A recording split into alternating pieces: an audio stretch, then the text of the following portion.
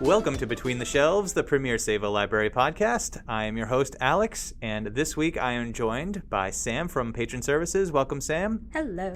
And Kristina from Adult Services. Welcome, Kristina. Hello. This week we are celebrating Graphic Novel Week, and we are going to be talking about some of our favorite graphic novels that we hope you will come into the library and check out. But before we get going, Sam, this episode is going to air long after you have left us and gone on to bigger, better things. So after I've died. After you've left us. After you've left this mortal plane. You'll be long dead to us after this episode is aired. I won't be dead, but I'll be dead to you. So congratulations to you for that. Thank you so much. And I hope you can come back for future episodes. I would love to do that if you will have me. Of course. Seats always open. Yay. So let's get into it. We are all graphic novel fans here.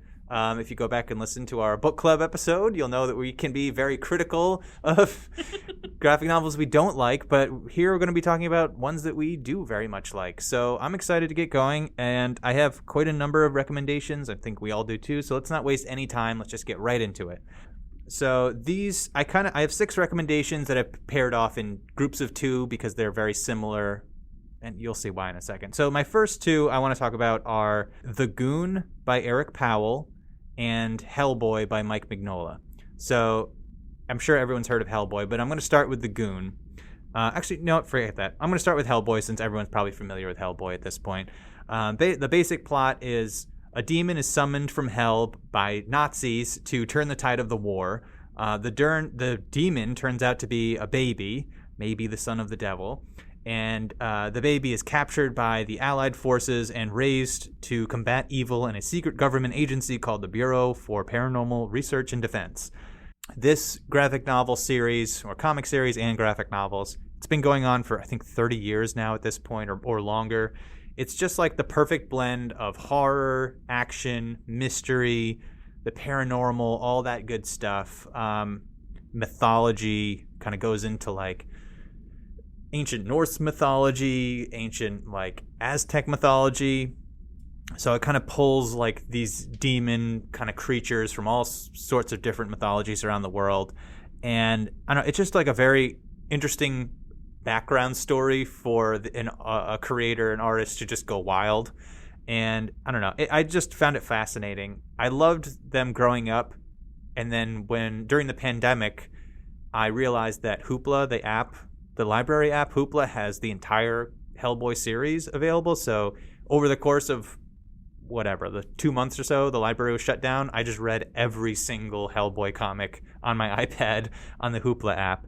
And the quality is just so high. Mike Mignola is a fantastic artist. I think he's like one of the most, I'm not saying he's the best, but I think he's one of the most influential comic artists since like the 60s, like with Jack Kirby and all the Marvel heyday, because his style is just so unique. He has like very high contrast art pages where there's like lots of solid black shadows, very thick line work, very solid bold color choices. All the characters are drawn very simply with stark features. It's just like it's a very like enticing art style that I think a lot of people are trying to have since mimicked pretty well. But when it came out, there was really nothing else like it. Yeah, it's just a fantastic series. It's now transcended comic books. There's movies, video games, all sorts of stuff. I think it's just a fantastic, fantastic series. So that's my first recommendation, anything by Hellboy. And then I'm pairing it with the series called The Goon by Eric Powell. I think The Goon came out a few years after Hellboy, but it's very much inspired by Hellboy. So The Goon is another horror series, but this one leans less on action and horror and more on like the comedy side. So it stars the titular Goon, who's a large imposing enforcer, and his wisecracking foul-mouthed sidekick Frankie, as they get mixed up in supernatural villains, rival gangs, and monstrous beings in a cursed town. So this one's kind of set in like early 1900s kind of setting. So there's no like technology or anything. It's just very like muted colors, just like kind of looks like an old gangster movie sort of, but set in like an old shanty town. Has a very distinct art style. It's won multiple Eisner Awards for its writing and artwork. The artwork is just beautiful. I think Eric Powell is one of the most talented people going right now. It has very like bold ink lines, like a muted color palette, like I said, which kind of adds to like the sense of eeriness. It's kind of like, it seems very mysterious, like this very like foggy sort of noirish sort of land. All the characters kind of have like these exaggerated expressions and exaggerated gestures, so it's like it has like a very kinetic energy to it, and like the facial expressions really add to like the humor but also the tragedy of the story. So all of the stories are self-contained, which is nice because Eric Powell likes to do like, I'll do one that's like a Looney Tunes style like crazy comedy story, and then the next one will just be like hard tragedy, like just tragedy all the way through, not a single joke in it.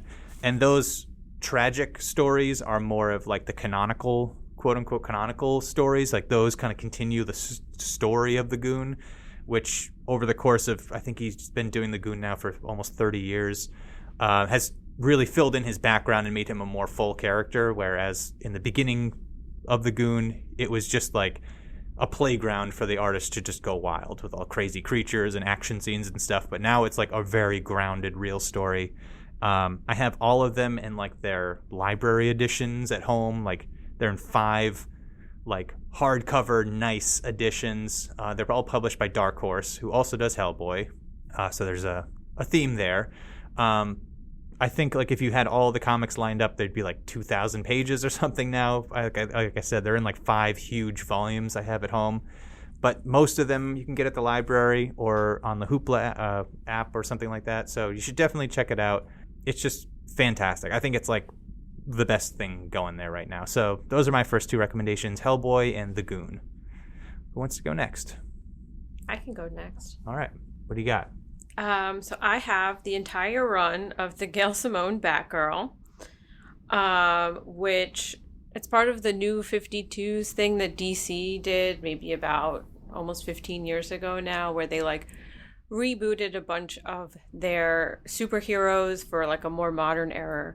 So Batgirl is one of them. Batgirl is Barbara Gordon's daughter of Commissioner James Gordon, who in Batman canon is famously abused by the Joker in a terrible way, is shot by the Joker. Then the Joker shows her dad a photo of her paralyzed and naked. It's terrible. It's, if you've ever read The Killing Joke, this is where all of this comes from. So this is sort of like rebooting it without the trauma. Rebooting it. The trauma's still there, but they've tried to sort of like lessen it. So Batgirl's like main ability is that she has a photographic memory. So she can basically just remember everything in detail. If you know anything about comic social media, Gail Simone is pretty big on social media. She loves to troll comics fanboys and just like make stuff up. So if like that's kind of your sense of humor, these are really great. Batgirl's my favorite superhero. Famously a librarian. Oh. I don't know, she's just great. I just love Batgirl. The series sort of continues into, they like sort of reboot everything again, but it's kind of a continuation. But in the series, they introduce like Batgirl's roommate who is trans, and sort of the ways that affects her view of Gotham and how it treats people. It's just very good. Yeah. When did it get the reboot treatment? It's still going also? So no. So this one came out in 2011, and then Batgirl of Burnside would be like the next first volume. I don't remember who authored it. I do believe he's been canceled for being inappropriate to women. But God. The illustrator is Babs Tarr, who is fantastic. That's who did my shirt. Oh, cool. See, that's the Batgirl of Burnside. Really cool. Thank you. And now I want to say that ran for a bunch. They all tie into all of like the big Bat family stories that they do. So like I think Court of Owls was at this time, so there's a Batgirl tie-in to Court of Owls. In the new ones there's like the Joker Wars, and then that Batgirl ties into that. I believe as of right now Barbara Gordon is retired as Batgirl and she's working as Oracle because the machinery that she has installed in her back that allows her to walk again, it no longer works. So she is wheelchair bound currently and feels that her skills are now best suited as a sort of behind the scenes type of deal. She can hack, she can do all of... Well, James Gordon was briefly Batman. Was he? Man, I... Not up on my Batman lore, obviously. Everyone was Batman for at least a few issues. I heard recently that Batman fought Liberace in the original series. See...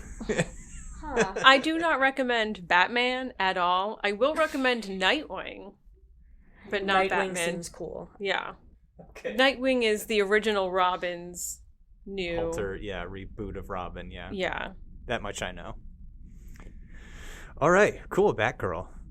Do you know if any of the libraries have them in yes. paperback form? Okay, all of them. Awesome. Not Great. all of the libraries, but all of them are available at libraries. Somewhere. Yes. Okay, good.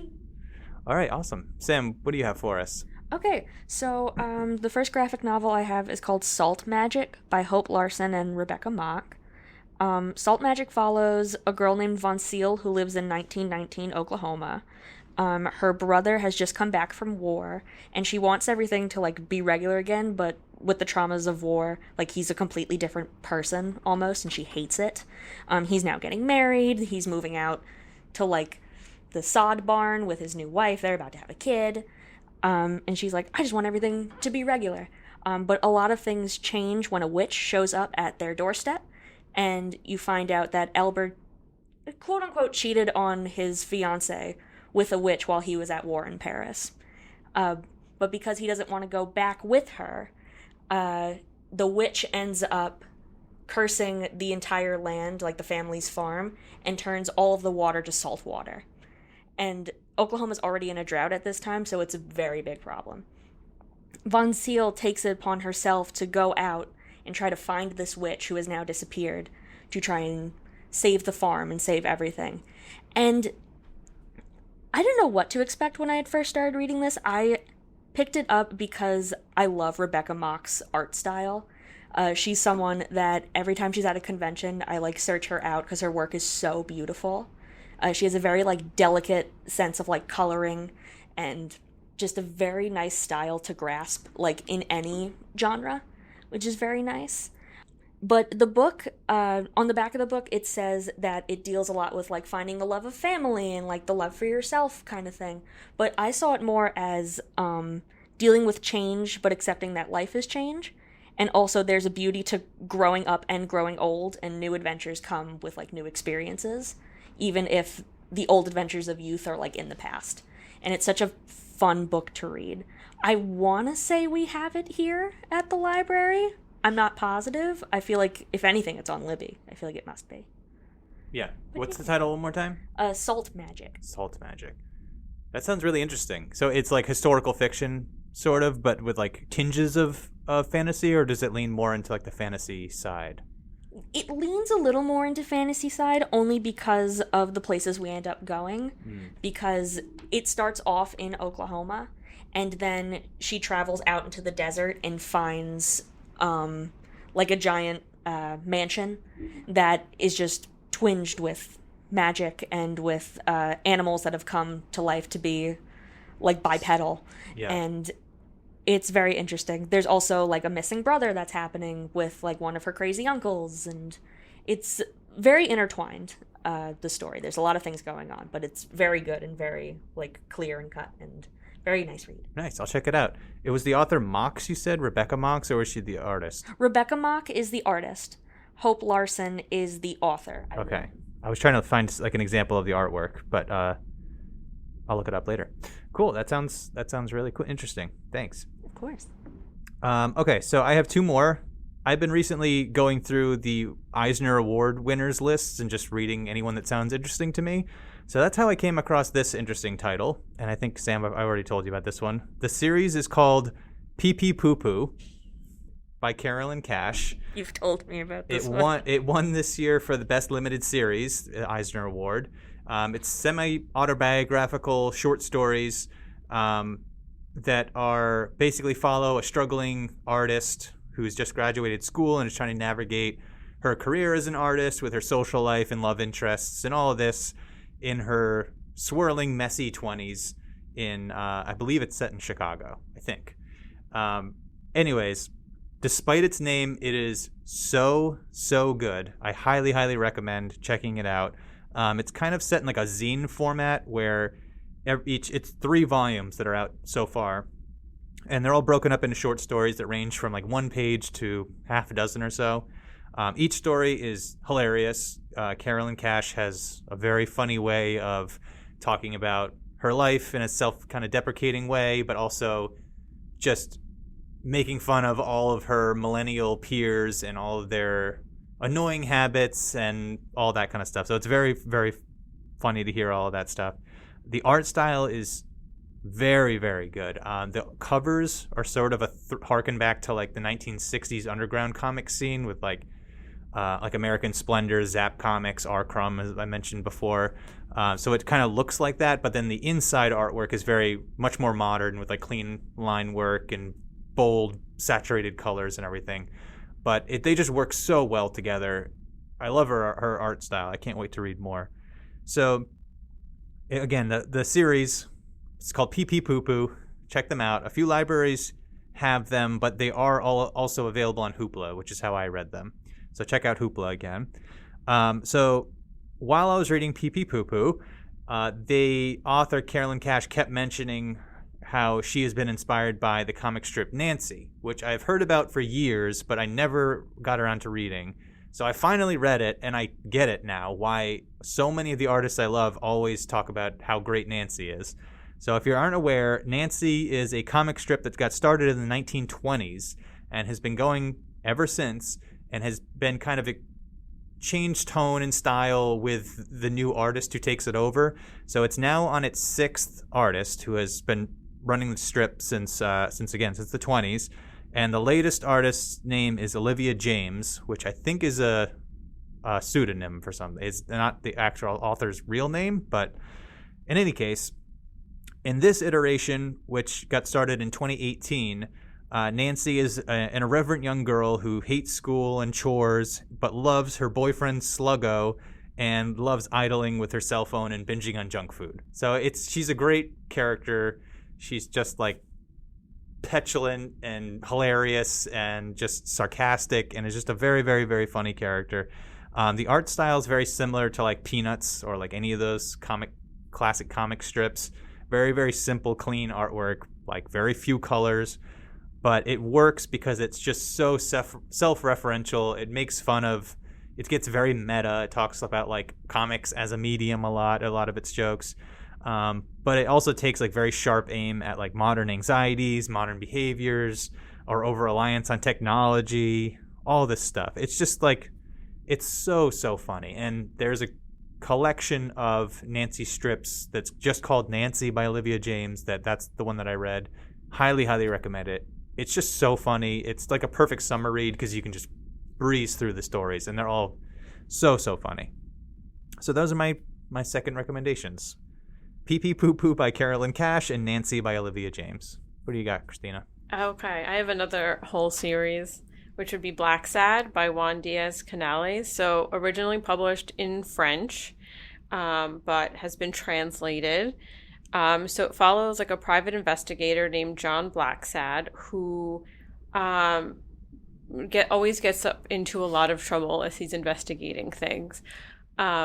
He is a cat, so the art style is entirely like Disney-fied animals, but in like a noir setting. So it has all of these like bright, cute animals, but like super dark mysteries that Blacksad is trying to solve, while also dealing with like his own, noir private investigator type problems, as they always have. I think that there are currently 4 books in the series. One came out pretty recently. Most of the libraries had them. I actually had to read this for my graphic novel class in library school. When we did like a foreign graphic novel unit, and it's just so good. The mysteries are great. The art style is fantastic. It's a little dark, but it's just a super fun read. They're all pretty short. Like, if you can picture a picture book, that's sort of the way these come, and that's sort of about the size that they are. But I've been meaning to read Blacksad for so long. It's been on my so TBR good. list for forever, so now I'm bumping it way up. So good. Yeah, that's very much something I've been looking forward to reading, so I'm definitely going to check it out. My friend Ben and I actually had been creating our own graphic novel for a long time, and then we realized that oh wait, we're just doing Blacksad, so we kind of just had to drop it because it was way too similar. But yeah, it's something obviously that I'm interested in, so I'll check it out, and maybe we can bring it up again. Do they have a Blacksad movie? I know There's a Blacksad video game for Switch. I think they've been talking about a movie for a while. I hope they do it. I feel like they're gonna have a lot of problems. You think so? Yeah, from Disney themselves. It's original. Like a cat it's CGI their. situation. Mm-hmm. That's fine. It's original property. They can do whatever they want. Yeah. All right. Well, we'll see. I don't know. The French are they're good at animated movies too, so they can do a good job. And different sensibilities. Yeah, exactly. All right, Sam, do you have another recommendation for us? Yes, I do. So my next recommendation is Lunar Boy by Jess and Sin Wibowo. I'm hoping I'm saying that name right. Lunar Boy is about a boy named Indu. He's a trans boy that was found abandoned on the moon, and he gets adopted by a mother who works and lives on a spaceship called the iSun. Years go by, he realizes his identity, everything is great, but a lot of stuff changes when his mom decides to marry a man on the planet New Earth. So this book is a sci-fi that takes place years in the future. And they have to move to live on the planet. Indu has to traverse finding where he belongs, dealing with change, dealing with grief, transphobia, communication, and developing relationships with his new and old family, new friends, and even a new potential romantic partner. So this book is full of Indonesian culture mixed in with sci-fi, and I just think those are so much fun when authors and artists put in their own cultures into fantasy settings. I think it's very interesting. I the westernized fantasy is fun, but seeing new perspectives is really, really cool. Yeah, I 100% guarantee, and you're gonna love my next recommendation then. Yay, okay.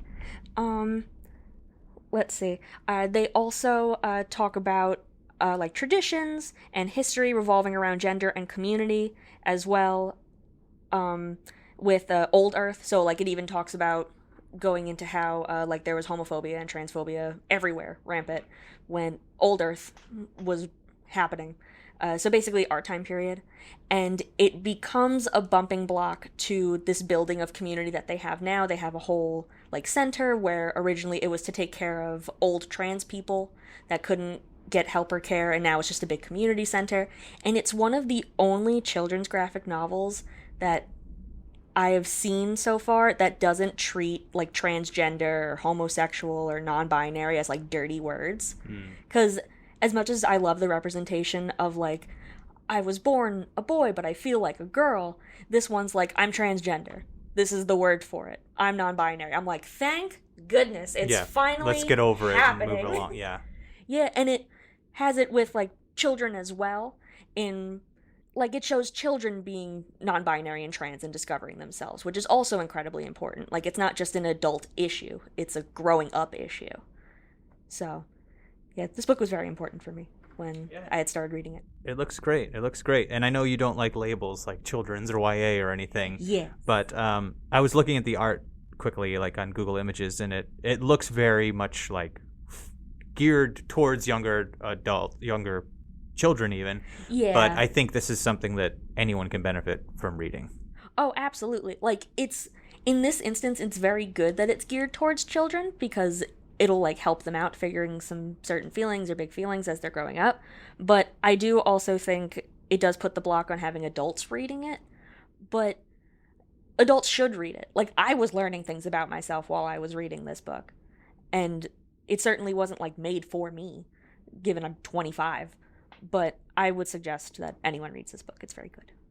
Yeah, and I mean, we're going to do a Banned Books Week episode eventually, and I've read almost every one on the top whatever list, and a lot of them are geared for younger kids or, you know, YA, whatever. But there's, as an adult, I'm 10 years older than you are, but I learned a lot reading books that were not written for a 35-year-old straight white male.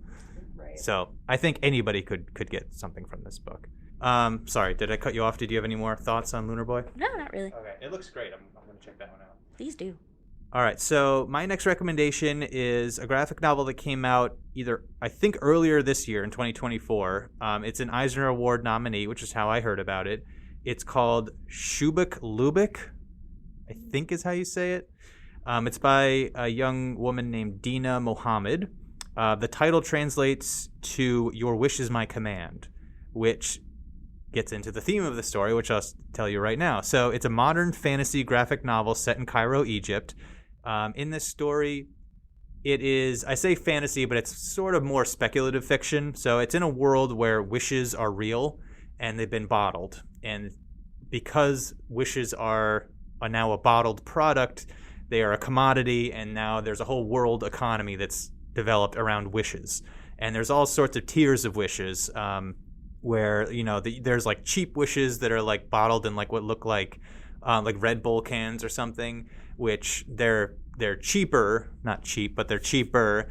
And basically like the lower tier of the wish, the more problems that can occur, or like, you know, they could be like catch-22 things, or like the genie in the bottle will try to play a trick on you and twist your wish into something that works against you. And then there are higher tier lists, or higher tier wishes that work 100%. They can work on mass scales, and those are usually reserved by like the super wealthy, or governments will hoard them and keep them for like natural disasters and things like that. So it's a super, super interesting like take on the whole wish idea, a really novel one that I've never heard before. And the author does a fantastic job of not letting all of that world building stuff get in the way of the story. She kind of drips it out in little bit, like characters will mention like, oh, because of like this and so law in the 60s, like we can't, you know, freely trade wishes anymore. Like everything has to be regulated. Like she kind of like drips this stuff out over the course of the whole novel. And each, so I'm getting ahead of myself. So the book is split up into 3 sections. Each section follows the story of one character who gets their hands on one of these higher tier wishes. And each one of them is from a different class in society. So the first story sort of follows this widow who gets a wish that wants to basically start her life over again in the second half of her life. The second story follows this teenager who is depressed and is falling behind in their schoolwork and social life and everything, and is contemplating whether or not a wish can fix that.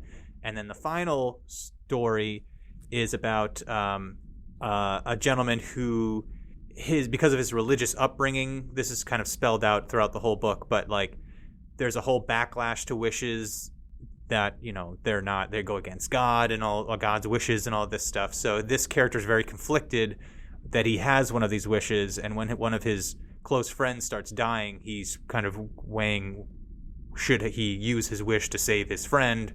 Does that conflict with his friend's own personal wishes? Like, and then religion and all that stuff plays into it. It's a really, really fascinating story. It's just a great world building, like I said, and in between each one of these 3 sections of the book, Mohammed has these cool, they look like governmental, like informational posters. Like they'll have like 4 of these in a row to break up each section of the novel. And these informational posters will be like, some of them will be more like propaganda stuff about wishes, but some of them will be like infographics about like the history of wishes and like when they were discovered and like when the UN stepped in to like regulate them and like all this stuff. It's just really, really interesting. Yeah, it's really, really fun story. It's heartwarming.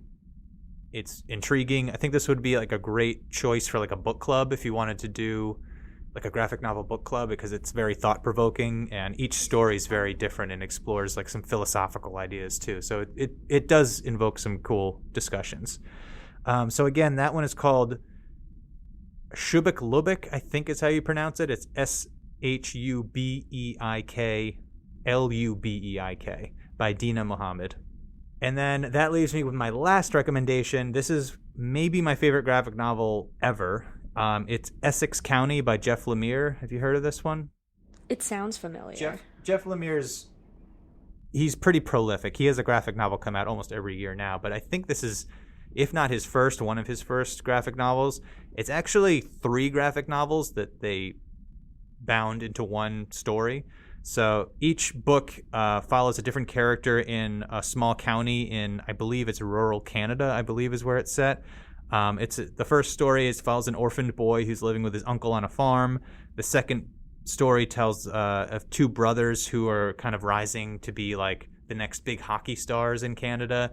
And then something happens where they have a falling out and that doesn't happen. And then the last one is following a nurse who's watching one of those 2 brothers who is now much older, living in a retirement home, and this nurse is watching him and kind of learning about his story.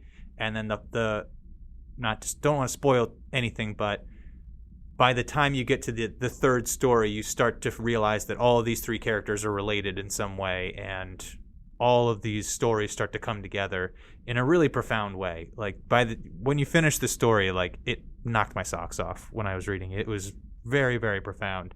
You can find Essex County, I believe, in the libraries now. It's definitely available on Hoopla.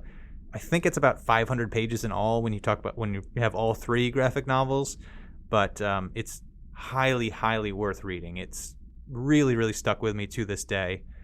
The artwork, if you're familiar with Jeff Lemire, it's all black and white, pen and ink illustrations.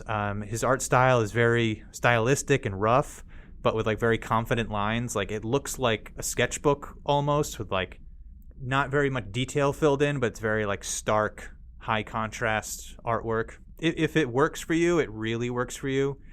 His ability to like convey emotion with like such few details is just really excellent. I don't know. I really liked it. So Essex County by Jeff Lemire, definitely highly recommend that one. That's all I got. Kristina, do you have any more? I do. I have a nonfiction graphic novel, The He-Man Effect by Box Brown. So Box Brown does a lot of like nonfiction graphic novels. This one is about sort of how the deregulation era of the 1980s created this sort of like toy TV show era that started there. So like how sort of corporate manipulation allowed toy companies to make television shows to sell toys to children. So it talks about how like Star Wars started creating all of these toys to go with the movie, how He-Man and Transformers and G.I. Joe, the shows, were just basically vehicles for toy sales, and sort of how that could affect children in the long run, how things have changed since then. It's very informative, and like it was a super interesting read. I'm too young for the 80s era of it, but I remember watching a lot of those types of shows and reruns, Care Bears, like all of those. Specifically one that called the Hug-a-Bunch movie, which the Hug-a-Bunch were these weird dolls in the 1980s, and they had like a made-for-TV movie that featured the dolls so that they could sell them, and it's the weirdest, trippiest, and most traumatic movie of my childhood. So it was really interesting to see how the ways like he goes over like the techniques that they use in the shows and the advertising to make kids want to watch these things and how it's taken years to sort of like peel back those issues or reintroduce more regulation, whereas now it's a lot more difficult to advertise to children because of sort of all of the stuff that occurred during this era. And it's all like interesting, I guess, as a graphic novel, because it's all sort of drawn out as like, you know, sometimes it's just panels of kids playing with G.I. Joes, but sometimes it's like corporate meetings or transcriptions of interviews at the time. It's just a really well put together story in graphic form. And my favorite thing in all books are citations at the end. So if you want to do any further reading, you can see sort of where he got all of his information. It's just really good. I would honestly recommend any Box Brown book, but this one in particular was one of my favorites. Yeah, this one has been mentioned to me many, many times. So again, this is on my TBR list. I'm bumping up. I got to read this one. It was very good. Yeah, I love his art style, Box Brown, too. So even the visually alone, I'll probably enjoy this one.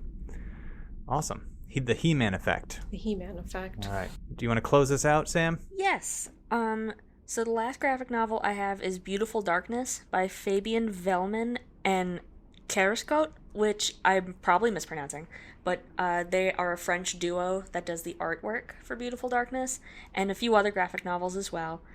Beautiful Darkness follows a bunch of like little people, like Secret World of Arietti sized little people that have emerged from the corpse of a dead girl that was left in the forest. And you're watching these little people like try to survive through the elements and with animals and things like that as this girl's body decomposes because no one's looking for her. Some of them live inside the dead girls, most of them don't. They're trying to form society.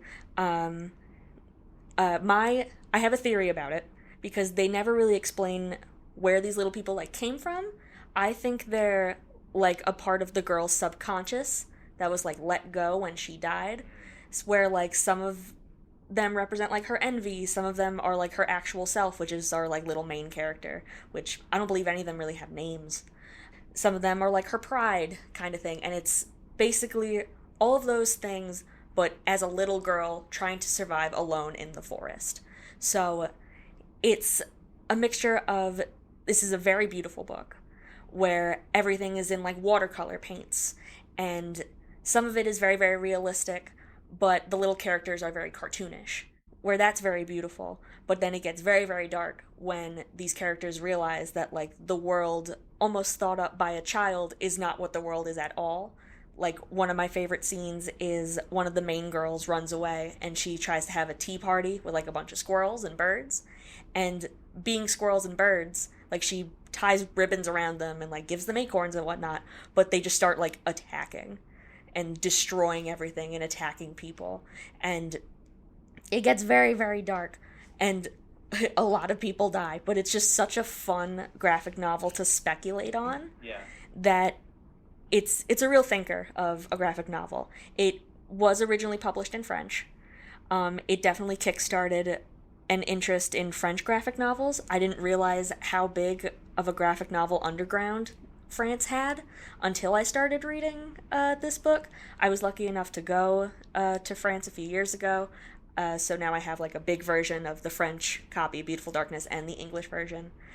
It's just one of my favorites of all time because it's such like a fun graphic novel to go through and to think about.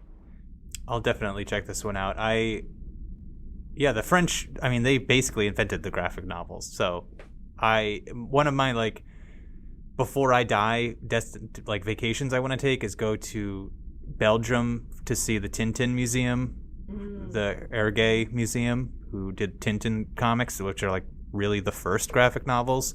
And then I want to go to France to obviously see everything that's going on there, because that would be awesome. Yes, there's so many graphic novel spots in France that I didn't realize were there until I actually like showed up.